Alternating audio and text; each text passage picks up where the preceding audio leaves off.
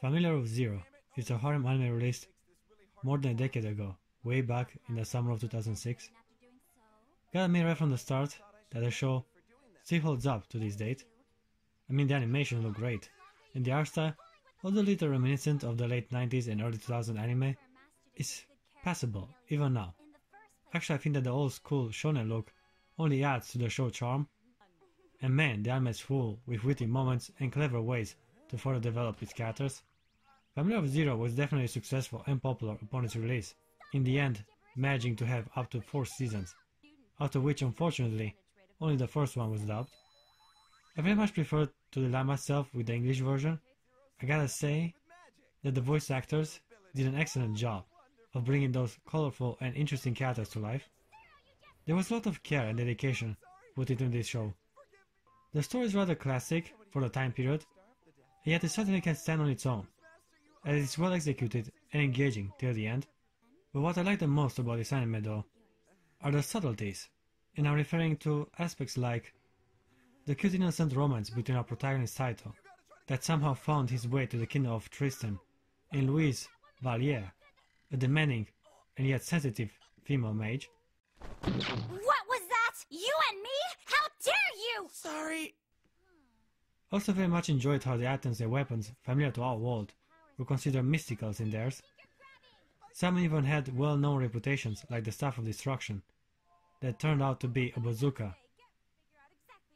And my personal favorite, this ancient book of forbidden knowledge that is supposed to awaken virility in every man, that turned out to be some standard Playboy magazine. What? Oh! It's an old Japanese porn magazine.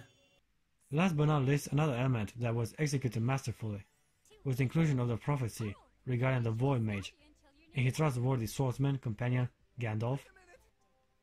Wish he was called Gandalf, but that would have just spawned a lot more questions.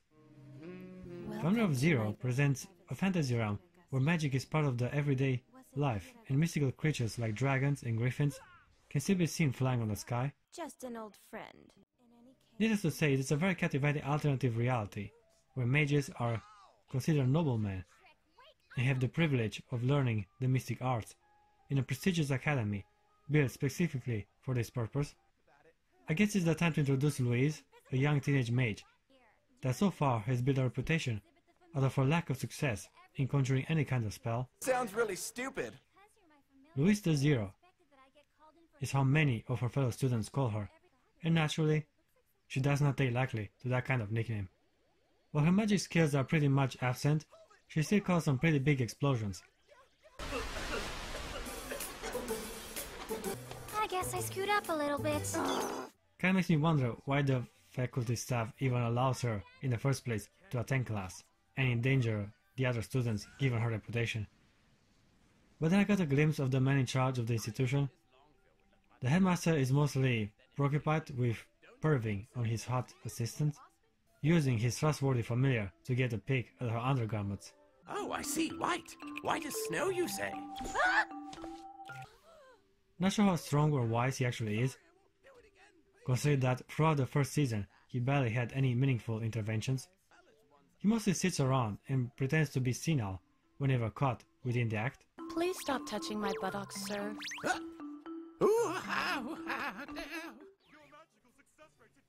His assistant, on the other hand, has plenty of goals to achieve, but we'll get to that later. Back to our pink-haired little tsundere girl.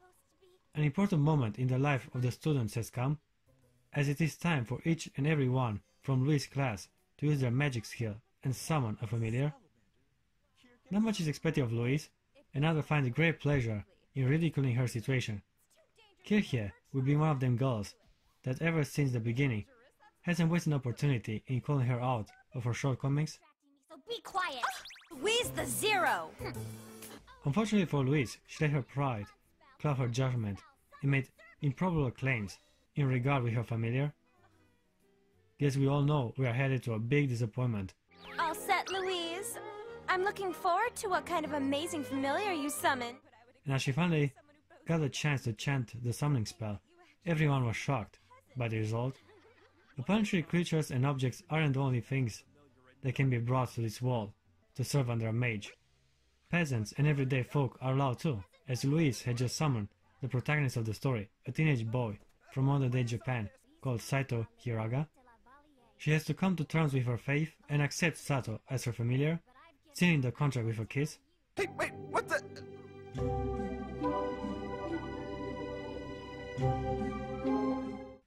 From this point on, we change perspective, and the story unfolds mostly through Saito's eyes. Now, having a cute pink-haired girl as your master might sound cool at first, until you find out what a spoiled little brat Louise actually is. She's very authoritarian and often treats the main character unfairly, Yeah. denying him basic needs like proper shelter, and sometimes even food. These unfriendly conditions have driven Saito to search for help among other more sensitive girls. Siesta is one of the maids that works at the Tristan Academy, and given the fact she is also considered a peasant, the protagonist found a kindred soul in his struggle for survival. But their similarities are even deeper than that, as he soon finds out that her grandpa also came from another world. Luckily, Saito is rather bright, therefore he realizes that she is a descendant of Japanese heritage, which made him even more interested in her. Personality-wise, Siesta is the polar opposite of Louise, and while the mistress is cold and violent, the maid is friendly, sensitive and shy. The childhood friend archetype. Glad to see it present in the early harem titles. Anyhow, if you were to ask me, I would have chosen Siesta over Louise anytime, even after she reveals her more vulnerable side. But again, we are dealing with a classic anime formula, where one of the culprits has to be a tsundere to be able to stretch the romance till the end of the show. Speaking about romance, let me properly introduce the noble woman, dark-skinned hottie with big boobs, from the kingdom of Germania, called Kirche. Apparently her promiscuous behavior is what made her family send their otherwise talented daughter to study at the mage academy in the neighboring kingdom of Tristan. My parents said that having their daughter loitering around wasn't good for their image, so they tried to force me into a hastily arranged marriage. Despite all that, she takes great pride in her heritage and is fully aware of her beauty, using her assets to gain many followers along the male students. The show does find a clever way to show that she's a manipulative woman, as Kirche dates so many guys that even she can remember which one is supposed to meet every evening. What are you doing? You said you didn't have any lovers beside me! Come back in 6 hours, okay? Kirche plays with her partner's emotions, a game Sato isn't interested in playing, as he soon discovers that beneath her beauty and apparent kindness lies yet another noble woman that uses people to only serve her interests. Fortunately, there is also an altruistic side to her character, as she openly shows compassion and is otherwise ready to help her friends in need whenever she can. This is getting out of hand. Hey, shut up, stupid women! Stupid? What did you say? No, wait! Overall, she's a complex person and adds another layer of depth to an already well-developed cast of characters. Having mentioned Kirche, it's only fair to also talk about Tabitha. Not much is said about her, mainly because she rarely says anything herself. And yet she often proves to be a skillful and productive companion to have around.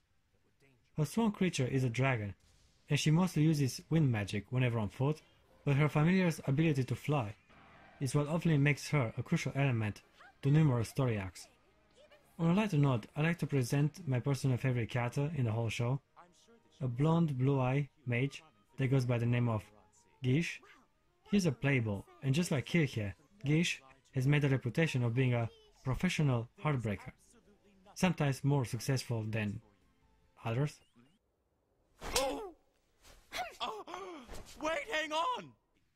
His character is mostly used for comedy relief, which really works well with his womanizer persona. Gish has a very high opinion of himself, and yet is self-aware of his weakness, which results in some funny scenes. Are you going into the army? Of course, my father's a general, so I really have no choice. I'm more or less forced to. He's also the first opponent Saito has to face to prove his mettle, resulting in a defeat for a blonde noble, which made the protagonist popular among commoners and several mages. Despite the rather casual way he interacts with others, Gish often proves himself to be surprisingly useful. He even pulled a cheap shot on a formidable opponent, saving the day in the process. No one can defy me. Oh! So, who is this man I struck? Despite his numerous affairs, Gish seems to be keen on a noble woman by the name of, and this one is very hard to pronounce, Montmorency, and unfortunately for him, she has long since caught up with his schemes. On the other hand, Saito and Louise have a harder time right from the beginning. Being his mistress, Louise has authority over the protagonist, which drastically reduces the chances for him to like her. Saito often finds himself doing her chores, or more or less sniffing her panties, I don't know whether to be happy or upset about this. and yet following some acts of courage, he slowly gains her admiration, and soon Louise falls in love with him. Now before I talk some more about the story, I gotta mention the fact that somehow Family of Zero reminds me of Inuyasha. Level with me guys, the protagonist somehow ends up in a fantasy reality. In Inuyasha, Kagome is the one originally from modern day Japan. The main guy is a tsundere that somehow gained some authority over the dude. In Inuyasha is the necklace that makes the protagonist obey her commands. Not to mention that the main character also fights with a magical sword. Saito, you're fired! You can go wherever you want, sign Louise! Uh-oh. I'm fired! Don't remember Tetsaiga talking to Inuyasha though, but it did provide some amazing powers. Okay guys, you decide if there is some merit to my comparison. Back to our story.